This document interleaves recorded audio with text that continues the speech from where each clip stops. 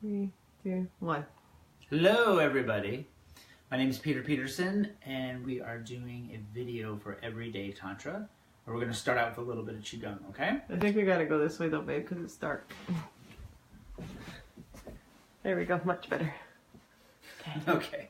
Alright, so we're just going to start out by bringing our hands upward and then pointing the palms of our hands toward our body as we bring the hands down. Okay? We're going to bring the hands upward. Inhale as the hands rise up. Exhale as you bring the hands down in front of your body. And the idea is that when you bring your hands upward, you're using a very little amount of energy or muscle power from your own body. Serene from New York is on, honey. Yeah, this is known to be one of the most powerful moves in all of Qigong. And Qigong means energy movement, energy cultivation or work. We're collecting energy with our hands, pulling it in towards our body. We bring that fresh energy in, that old energy that's been locked inside of you is being allowed to be released. Let's take one more deep breath. Inhale.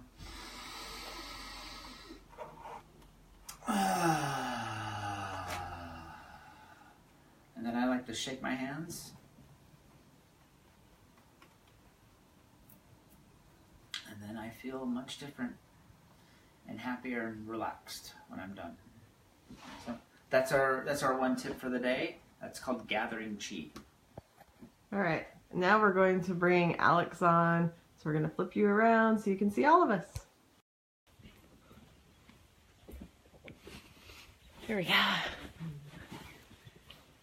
So the idea with doing everyday videos is to talk about, because we have so many people saying, how can I practice Tantra every day? Like, how can I really, really, truly make this an everyday thing instead of just going to a workshop or having this one-time adventure? So today we thought we'd talk about how do you start your mornings? So you got to have Peter Petersen's way of starting your morning.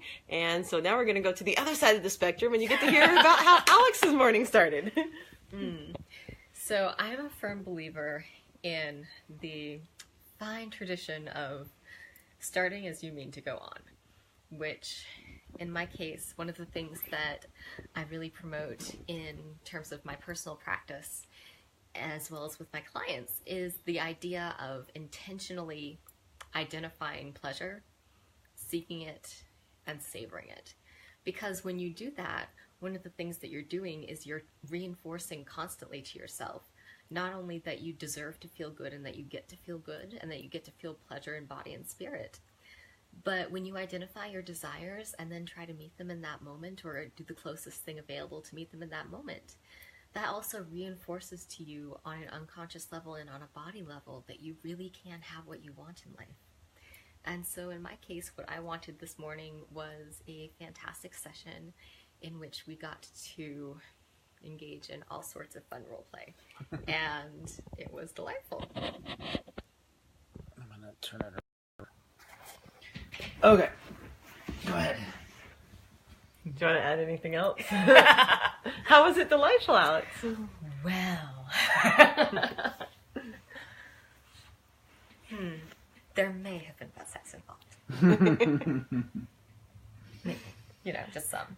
And that's another fine way to engage in having a morning practice, is because when we engage in anal sex of any type, whether it's with a penis or a phallus or a dildo, or whether it's with fingers or whether it's with tongues, whatever it is that you would like to use, there are two sphincters. There's the external, which is voluntary, you can control it intentionally, and the internal, which is involuntary, which is just an inch inside. And so when you are able to relax both of those muscles, your whole body relaxes, your core relaxes, your pelvic floor opens up, and you just it really does give you a way to just tune into your body, tune into your stress levels, and just to mindfully and intentionally release that and open up and receive pleasure. I love that. And if I could offer one everyday practice, it's like really tuning into your body from the moment that you wake up as to what feels good. And one of the key components that I love is food. And so it's really creating, where Peter and I travel a lot, then it's making sure that we have high quality food available. And so ever since I got sick in January, then my whole immune system and my whole like cravings and what I like has changed in my body. And so I'm not wanting any gluten. Like I've gone almost completely gluten free, way less sugar, much more fruits and veggies. And so it's really hard when you're traveling to be able, like the airplane's not going to give you that kind of food. And so like today we're going to be going on a 26-hour journey to China. And so it's going and gathering what is the food, what's the comfort pieces. And so for breakfast then I got to go to one of my favorite places here in San Diego called Swami's and just pick and choose from like 8 different things on the menu, and had nuts and berries and gluten-free pancakes and avocados and potatoes and like all of these with onions and tomatoes and these yummy delicious things that my body's like, yes, thank you so much for taking care of me. And so then if you travel a lot, then it's making sure that you stop at the grocery store. Like I carry with me a whole bag of smoothie stuff and my Whole Foods. So then I stop at the grocery store and grab some bananas, some almond milk. I carry a little blender with me. And so there's just a few things that you then add into what you carry with you, and then you can take care of yourself. And Peter and I actually enjoy cooking together, or we'll look around and we'll Yelp or we'll search for high quality restaurants that actually make the food that we'll eat. And it's way better than a long time ago where you just go through fast food or you just grab whatever's there or don't eat at all. And so on the airplane you can bring, like I love bringing bags of different types of nuts and dried cherries and, have a little bit of dark chocolate that I know that I'm going to love. And then I particularly love cheese and grapes. And so that's one of the things that I'll search out and like, where can I find my cheese platter?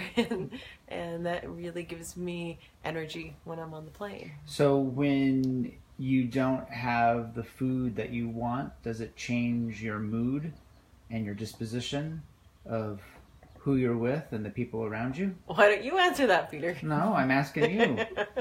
Yes, I can get very grumpy because my body's hungry and I have no ability to be able to take care of it, especially if you're going on long flights, or like when I have sessions in the morning and then I have a class at night and then it's time to go to bed, and if I haven't prepared ahead of time, then I'm just going to snack on whatever's there or not eat at all, because more and more then my body's like, you don't have the food that I want, I'm not eating. And so then my blood sugar level goes down and then I'm tired and then I'm grumpy. So it's another piece around, if you want to have everyday sustainability, which is what we're talking about at Everyday Tantra, then you really want to plan ahead so that you have your needs fulfilled, resourced, so that you're able to show up in the life that you want. What about you, Alex? Same thing? Absolutely. My body's needs around food can get really specific sometimes and a little bit complicated. And so it's been extra important to me as somebody who lives with a chronic autoimmune disease to identify what foods my body can tolerate and when, and to get really good at listening to my body and going, okay, this is how much wiggle room I have today. This is, what I've been doing the past few days, so I have to plan accordingly. Or this is something that I have coming up. Let me anticipate, taking extra good care of my body so that I have the wiggle room to, go to this friend's dinner, for example. Say hi to Emily and Reed. They're watching. Hi, guys. We love you. So how about you, Peter? What's it, other than Qigong, what's an everyday practice that you like to do when you wake up in the morning? I like to do push-ups. I like to do pull-ups. I like to, if possible, go to the gym. I like to swim. What about sex? Oh yeah, sex too. That's always happening. It's a great core workout. And so I like to take care. I like to move my body. Mm-hmm. That's primarily how I live my life, is movement. So would it be fair to say that you like to move it? Move it. Indeed, Alex. So we encourage all of you watching or that may watch this video to just start thinking of how can you really start your day and be well prepared. And like, I know growing up that I would lay my clothes out for school the next day, or make sure everything's ready for shower in the morning or breakfast. And so it's like, what can you get prepared the night before so that you can really start and have this amazing day? And one other practice that I've done is like clearing things. I don't like to go to bed with stuff that's not being said, because then I'll have all these weird dreams and I'll wake up not feeling so clear usually. And so to the best of my ability, then like I call my boys at home, because I have 3 sons, and I send them a text or I call them, and like each night to say, hey, I love you. And then Peter and I travel around a lot together, and so it's clearing with him. And then when I see my other lovers or my friends on the road, then it's like, hey, is there anything in the way of you receiving my love? Is there anything in the way of us like being in right relationship? And so then it makes it so much easier when I wake up. There's not all these thoughts that used to always be bombarding me of like, you got to do this, you got all this unfinished business. And there's still some, but to the best of my ability, then I'm clearing those to-dos off so I can just wake up and like, wow. And like Peter's favorite mantra is, today's the best day of my life, because it's happening now. And you can really get in touch with that when you've resourced yourself so you're ready to start the day. Anything you want to finish off, Alex? Anytime you start the day in a way that sets you up for success, one of the things that also does is that gives you a chance to practice caring for yourself. And not just in the sense of maintaining yourself, but in a sense of intentionally showing yourself care and love. And that's such an important practice, because that helps us to receive that care and affection from other people when we know that that's something that we can get from ourselves as well. I love that.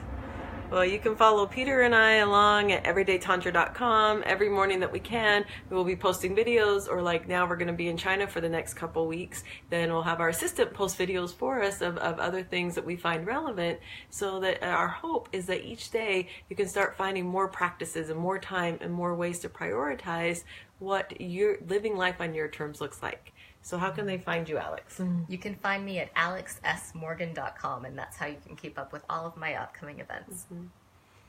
And you can find Peter and I at whereintheworldsmoniquedarling.com, and we'll probably be in a city close to you. We love you.